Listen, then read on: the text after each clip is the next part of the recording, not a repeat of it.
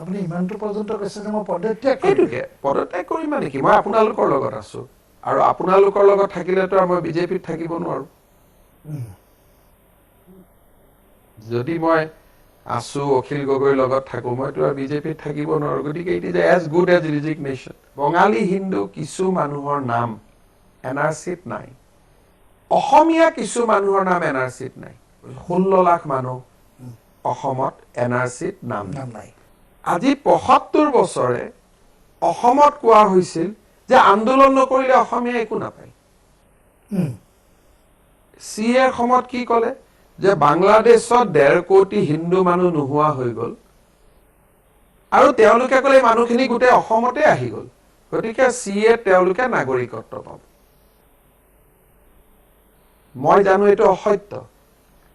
কিন্তু 40 দিনৰ পিছত কিমানে আবেদন কৰিব এটলিষ্ট ইলেকশ্যনৰ দুদিন আগত আপোনালোকেও নিউজটো বজাব পাৰিব যে ইমানে পৰ্টেলত আবেদন কৰিছে it is a more or less it is a open platform data collect কৰিব পাৰি আৰটিআই মাৰিলেও আপুনি ডাটাটো পাব আৰু 26 চনলৈকে কিমানে আবেদন কৰিব 26 চনলৈকেতো চিএ আমাৰ আশীৰ্বাদ হৈ যাব তেতিয়াতো 2 বছৰ হৈ যাব সেইকাৰণে সঁচা অৰ্থত যদি আন্দোলনকাৰী সংগঠনসকলে কোৱা সংখ্যাটো আহে তেতিয়া মই তেওঁলোকৰ লগত মই আছো আপুনি ইমানটো পৰ্যন্ত কৈছে যে মই পদত্যাগ সেইটোকে পদত্যাগ কৰিম মানে কি মই আপোনালোকৰ লগত আছো আৰু আপোনালোকৰ লগত থাকিলেতো মই বিজেপিত থাকিব নোৱাৰো যদি মই আছো অখিল গগৈৰ লগত থাকো মইতো আৰু বিজেপিত থাকিব নোৱাৰো গতিকে it is as good as resignation কিন্তু এইবাৰ প্ৰমাণ হ'ব 1.5 কোটিটো ক'ত গ'ল চাওক বাংলাদেশত হিন্দুৰ সংখ্যা এই কাৰণে কমিছে যে তাত জবৰদস্ত ধৰ্মান্তৰকৰণ হয় তেওঁলোকে হাফ কথা কয় যে হিন্দুৰ সংখ্যা কমিছে মুছলমানৰ সংখ্যা বাঢ়িছে সেই পাৰ্টটো তেওঁলোকে অসমৰ মানুহক নকয় আৰু অসমৰ মানুহ আবেগিক যে হয়তো সেন্সাছে কৈছে হিন্দু পপুলেশ্যন কমি গ'ল কিন্তু লগত যে 2 কোটি মুছলমান বাঢ়ি গ'ল 3 কোটি মুছলমান বাঢ়ি গ'ল সেই কথাটো আমি নকওঁ ফুল ষ্টৰিটো নকওঁ এটা মোৰ মনলৈ এটা প্ৰশ্ন আছে আপোনাৰ কথাটোৰ পৰাই আপুনি যদি সঁচা হয় আৰু যদি আন্দোলনকাৰীসকল যদি মিছা হয় 40 দিনৰ ভিতৰত তেতিয়াহ'লে আন্দোলনকাৰীসকলেওতো ডাঙৰ প্ৰশ্নৰ উত্তৰ যদি নহয় আপোনাৰ ওপৰত প্ৰশ্ন আহিব নহ'লে তেওঁলোকৰ ওপৰত আহিব অবভিয়াছলি মই এটা কথাত পজিশ্যনত আছো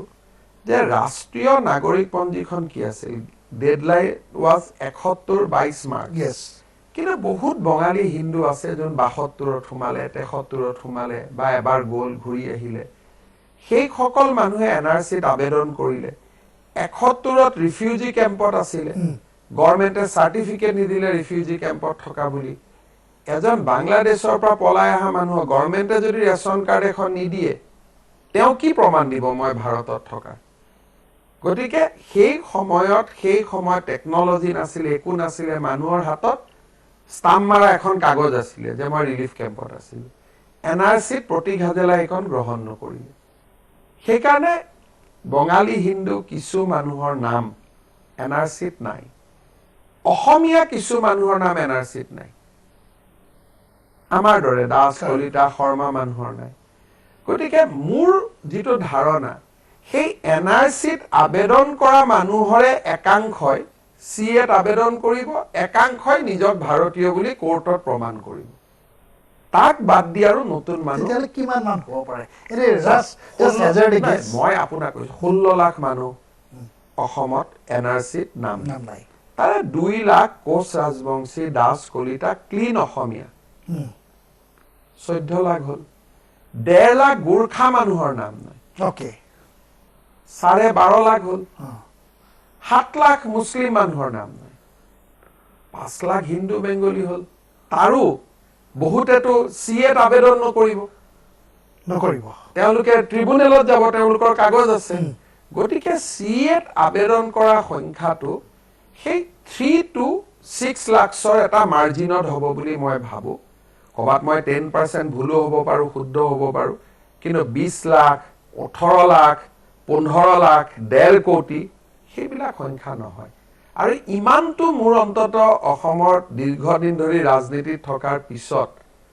ইমানখিনিতো মোৰ গ্ৰীপ আছে এটা পৰিসংখ্যাৰ ওপৰত মই ভাবোঁ